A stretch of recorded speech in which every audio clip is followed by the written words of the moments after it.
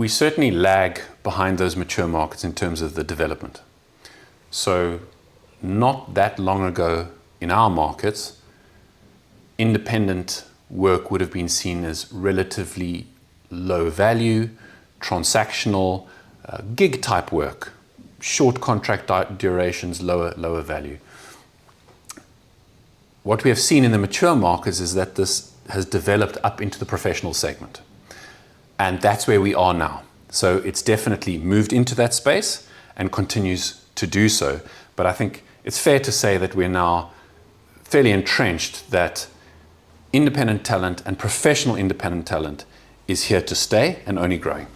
I think we are seeing far more balance in the power dynamic between employers and employees, and I use that term very broadly to include both permanent and independence, and a number of myths that have been bust in the last number of years, which was very much on the go but expedited by COVID. So one myth is that employers really control career growth. So there's a corporate ladder to be climbed. There is the importance of titles, that you're defined by your title. And what we've seen is workers, employees, taking control and saying, no, I will define my career path, number one, and how I am defined in terms of that. So we see many individuals who want to build a portfolio career of projects, of experiences with a number of brands and employers, and who want to be able to talk about not the titles that they had. They want to say, well, what did I deliver? What projects did I actually work on? What was it that I learned? And how can I take that and then use it in another context? So there's this balance, and we're seeing it from both sides as well. We also then have the realization that has come in that talent doesn't have to be defined by a particular radius around an employer's head office.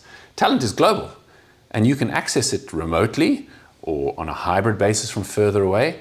And there's all sorts of new models that are coming in, people working in different cities, but they can fly down once a month. So talent is everywhere. And if you want to access that talent, you need to be prepared to do so, to go and look for it and access it in the way that it wants to be accessed. And we've then also seen that there's far more control being taken by independents and people wanting to be independents in terms of where they want to be. They're very clear on, this is where I live, this is how I work, this is how I choose to interact with employers, and this is how you can take it or leave it. And if you want that, that's what you have to work with. There is a generational thing that we see, certainly to the younger generation. They are very comfortable working remotely or through technology.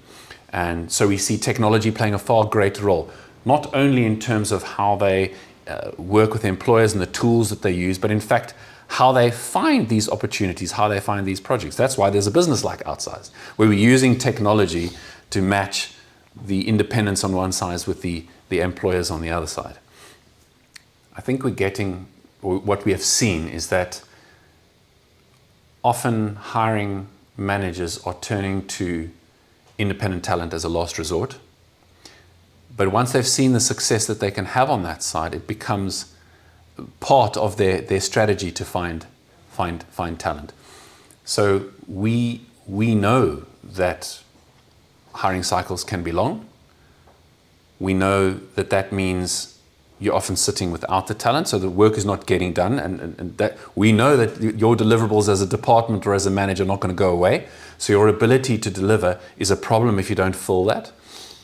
So bringing in a contract in that case makes a lot of sense. It also relieves the team, who can then focus on other aspects of work, be they higher value or just their actual jobs, and they're not getting spread too thin. Also, we just know that in certain areas, the best talent is what you're after. And the best talent may be available on an independent basis.